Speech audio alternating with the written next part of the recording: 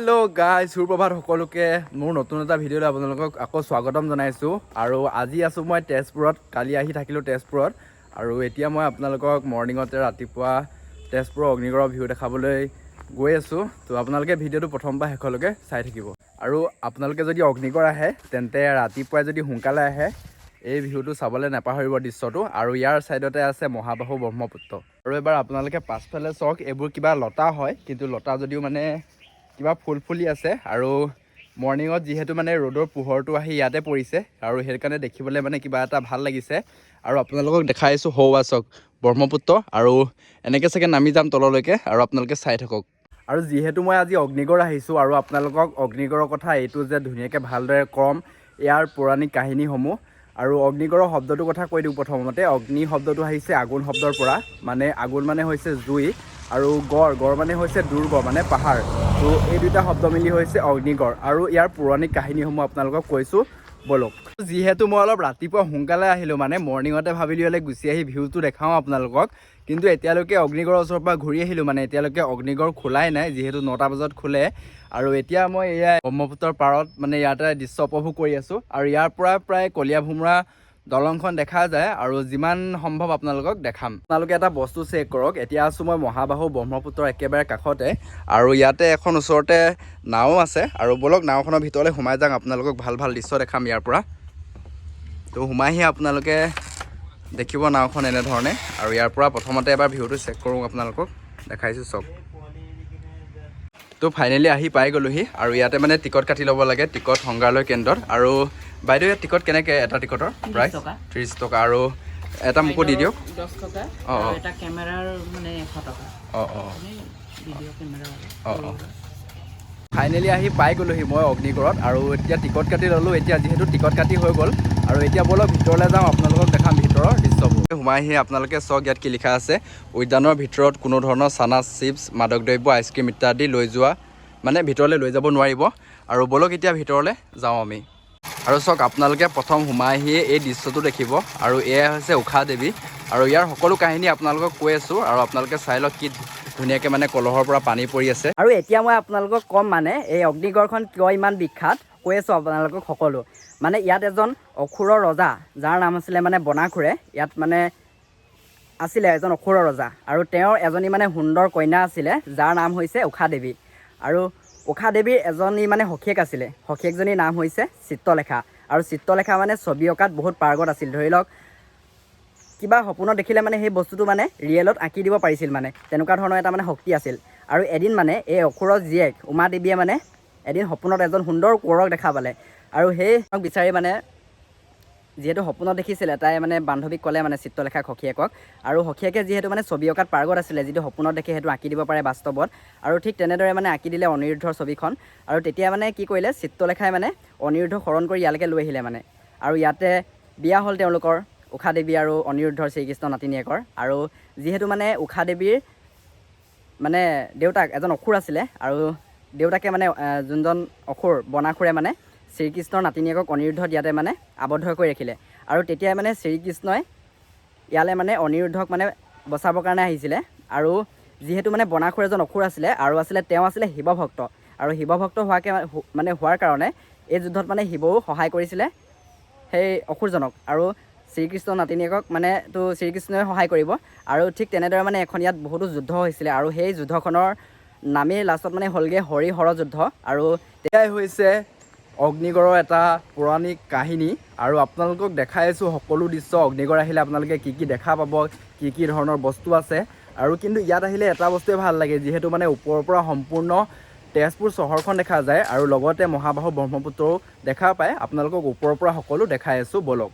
আৰু এইজনে হৈছে বনাসুৰ, আৰু তেওঁ যিহেতু শিৱভক্ত আছিল, আৰু ইয়াত ধুনীয়াকৈ একদম কি ধুনীয়া এখন আলোকচিত্ৰ ইয়াত চাব পাৰে। আৰু তেওঁ মানে শিৱভক্ত থকাৰ কাৰণে ইয়াত ধুনীয়াকৈ মানে ধ্যান কৰি আছে। আৰু সৌৱা দেখিছে উমা দেৱী, আৰু সৌৱা গণেশ। আৰু এয়াই আৰু ভিউটো আপোনালোকে চাব পাৰে। যিহেতু মই কাহিনীটো কৈছোঁ, সেই কাহিনীটোৰ মতে মানে ইয়াত ধুনীয়াকৈ মূৰ্তিয়ে সকলো মানে অলপ বিৱৰণ দি থৈছে। এই সকলো দৃশ্য উপভোগ কৰি পিনে এতিয়া আগুৱাই গৈ আছোঁ। আৰু মই ইয়ালৈ আগতে আহিছোঁ বাৰু, এইবাৰ লগাই চাগে 5বাৰমান হ'ব। আগতে যিহেতু মানে সৰুতে স্কুলৰ পৰা পিকনিক আনে ইয়ালৈ, পিকনিক খাবলৈ ইয়ালৈ কেইবাবাৰো আহিছোঁ আৰু ওপৰৰ পৰা মানে ইয়াৰ পৰা মানে ধুনীয়া তেজপুৰৰ চহৰখনৰ এটা ধুনীয়া মানে ভিউ দেখি আৰু আপোনালোককো দেখাম লগতে ব্ৰহ্মপুত্ৰও দেখি আৰু আপোনালোকৰ ইয়াত বহুতো মূৰ্তি আছে মানে দেখাই আছোঁ সকলো ঠিক কাহিনীটো কোৱাৰ ধৰণে আৰু দেখিছে আপোনালোকে এয়া শ্ৰীকৃষ্ণৰ নাতিনীয়েক অনিৰুদ্ধ আৰু ঊষা দেৱী আৰু ঊষা দেৱীৰ সখীয়েক হৈছে চিত্ৰলেখা আৰু তেওঁলোকে মানে গন্ধৰ্বৰ বিয়া কৰিছিলে মানে আগৰ দিনৰ এটা বিয়াৰ প্ৰথা মানে আৰু দেখিছে যিহেতু মানে চিত্ৰলেখাই অনিৰুদ্ধক শৰণ কৰি লৈ আহিছিলে ইয়ালৈকে আৰু ইয়াতে মানে বনাখুৰে তেওঁক মানে আবদ্ধ কৰি ৰাখিছিলে আৰু শেষত গৈ পিনে এখন কাজিয়া হৈছিলেগৈ যিখনক মানে আমি হৰিহৰ যুদ্ধ বুলি কওঁ ভগৱান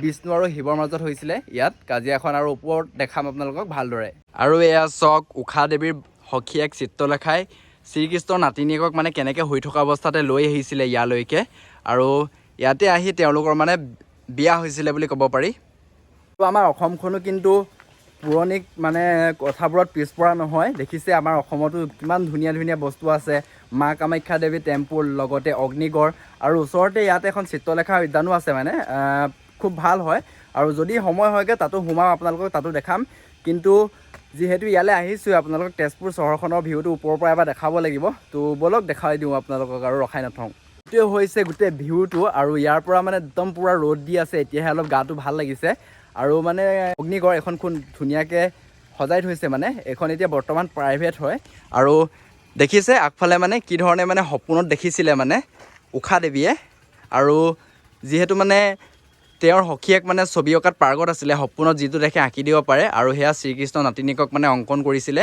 আৰু সেয়াই চাব পাৰে আপোনালোকে আৰু মানে সম্পূৰ্ণ তেজপুৰৰ চহৰখন চাবলৈ ইয়াতে এটা মানে টাৱাৰ আছে আৰু সম্পূৰ্ণ এইটো কাঠেৰে তৈয়াৰী মানে দেখিছে এয়া কাঠে হয় আপোনালোকে ভাবিছে পকাৰ পৰা বনাইছে কিন্তু পকা নহয় চৰি গাইছে এইটো পকা হয় এইবোৰ পকা হয় কিন্তু বেছিভাগ কাঠে দেখিছোঁ ব'লকচোন চাওঁ যিহেতু আঁতৰৰ পৰা দেখিবলৈ মানে অলপ কাঠৰ লেখীয়া লাগিছিলে কাঠ নহয় বাৰু পকাৰে হয় আৰু এইটো কিন্তু বহুত পুৰণি আৰু চাওক কি ধুনীয়া সুন্দৰ ফুল ফুলি আছে সেয়া দেখিছে আপোনালোকে আৰু একদম মানে চাৰিওফালৰ পৰিৱেশটো অকল গছ গছনিয়ে ভৰপূৰ বুলি ক'ব লাগিব আৰু আপোনালোকে এটা বস্তু চেক কৰক গাইজ এইখন চাওক মহাবাহু ব্ৰহ্মপুত্ৰ এইখনে আৰু ইয়াৰ পৰা মানে যদি অলপমান দেৰি ৰখা যায় মানে আগত কলীয়া ভোমোৰা দলংখন দেখি আৰু যিহেতু এতিয়া মানে অলপ ৰাতিপুৱাৰ সময় ইমান ভালদৰে ভিজিবল নহয় আৰু এই গছজোপা চাওক একদম শুকান কিন্তু ওপৰত কেইপামান ফুল ফুলি আছে আৰু এইটোৰ ওপৰৰ দৃশ্যটো আপোনালোকে চাব পাৰে আৰু আপোনালোকক এটা বস্তু দেখাই আছোঁ এইখন মানে আগতে যেতিয়া সৰুতে পিকনিক খাবলৈ আহিছিলোঁ ইয়াত মানে এখনত খুব খেলিছিলোঁ আৰু ভাবিছোঁ আজি এতিয়া ডাঙৰ হ'লোঁ যদিও এবাৰ উঠি যাওঁ যিহেতু মানে সৰু ডাঙৰ ল'ৰা উঠাই এলাও নাই কিন্তু মনে মনে হ'লেও এবাৰ উঠি যাওঁ গুচিয়ে যাওঁ অলপ মাইনা তোমালোক ক'ৰ পৰা আহিছা চতিয়াৰ পৰা আহিছা পিকনিক খাব আহিছা অঁ আৰু কিমান আহিছা তোমালোক অঁ অঁ আৰু ইয়াৰে দেখিবলৈ পাইছে পেইণ্টিঙত খুব ধুনীয়াকৈ দিছে আৰু হোৱাত মানে আগত দেখিছে কিমানে যুদ্ধ কৰিছিলে বনাসুৰ শিৱ ব্ৰহ্মা বিষ্ণু আৰু সকলোৱে মানে যুদ্ধ কৰিছিলে আৰু কিছুমান মানুহ মানে মৰিছিলে ওচৰক এইবোৰ গোটেই কিন্তু এইখিনিতে এটা কথা কৈ দিওঁ মানে সকলোৱে যুদ্ধ কৰা নাছিলে এফালে আছিলে ভগৱান শিৱ আৰু এফালে শ্ৰীকৃষ্ণ আৰু ব্ৰহ্মাই মানে কাজিয়া ৰখাইছিলে হৰি আৰু হৰৰ কাজিয়া ৰখাইছিলে চক আৰু মোৰ দ্বাৰা যিমানখিনি সম্ভৱ আপোনালোকক দেখালোঁ আপোনালোকক ক'লোঁ আৰু ইয়াত যদি কিবা কিবি কওঁতে মানে কিবা কিবি খেলি মেলি হৈছে তেন্তে আপোনালোকে মানে ক'ব মানে শুদ্ধ কৰি পিনে কথা ক'বলৈ নাপাহৰিব মানে মই নেক্সট ভিডিঅ' কোন ঠাইৰ পৰা আপোনালোকে চাব খোজে মানে ধৰি লওক আপোনালোকে যাম বুলি যাব পৰা